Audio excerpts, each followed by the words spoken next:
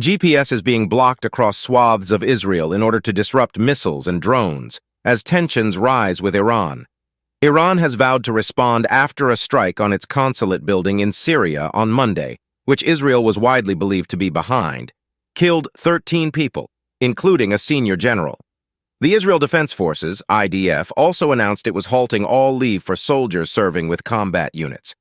It comes a day after reservists were called up to bolster air defense units.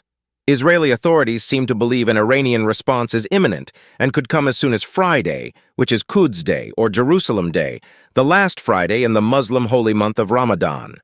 It is a day which has frequently been used to stage pro-Palestinian and anti-Israel rallies, particularly in Iran. On Thursday, GPS systems were being disrupted in central parts of Israel, a defensive measure designed to interfere with weapons which rely on it to set their location. Israeli citizens reported being unable to use location-based app services in major cities like Tel Aviv and Jerusalem, far from active combat zones. Monitoring website GPS Jam showed widespread interference with location signals across Israel. A BBC producer said her GPS had located her in Cairo when she was in Jerusalem, and other users have shared similar accounts on social media. IDF spokesman Rear ADM Daniel Hagari confirmed the country is using GPS blocking, which is sometimes referred to as spoofing. Israelis have been urged to manually set their location on the app, which issues alerts about incoming rocket attacks to ensure it remains accurate amid the GPS interference, the Times of Israel reported. GPS is already disrupted in northern Israel, near the border with Lebanon, where Israel and the Iranian-backed group Hezbollah have exchanged fire almost daily for the last 6 months. Separately, the IDF has urged people not to panic buy.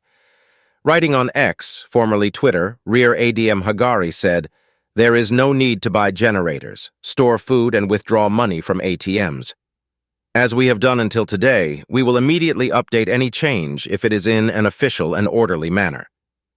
Israel has not commented on the targeting of a building on Iran's diplomatic compound in Damascus, the capital of Syria, but has been blamed by the country's leader Ayatollah Ali Khamenei.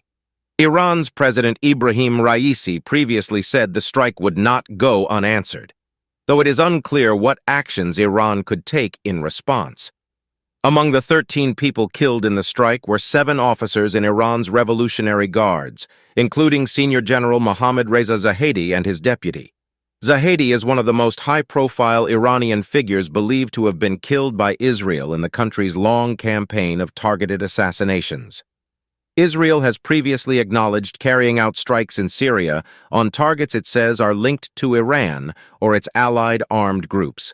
Speaking at a meeting of the Security Cabinet on Thursday, Prime Minister Benjamin Netanyahu said Israel is acting against Iran and its proxies defensively and offensively.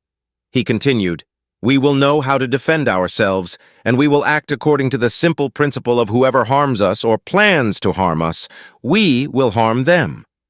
Meanwhile, Israel continued to come under international pressure over the killing of 7 aid workers operating in Gaza on Monday.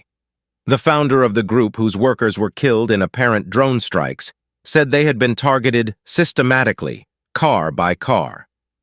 The deaths have prompted other aid groups to stop deliveries into northern Gaza over fears for the safety of their staff. IDF Chief of General Staff Herzi Halevi apologized and said the incident happened because of misidentification, calling it a grave mistake. U.S. President Joe Biden told Mr. Netanyahu the killing of the aid workers and overall humanitarian situation in Gaza were unacceptable. Mr. Biden urged the Prime Minister to agree to an immediate ceasefire and made clear the need for Israel to announce and implement a series of specific, concrete, and measurable steps to address civilian harm, humanitarian suffering, and the safety of aid workers, adding that U.S. policy with respect to Gaza will be determined by our assessment of Israel's immediate action on these steps. Kindly like, subscribe, and share your thoughts in the comments section.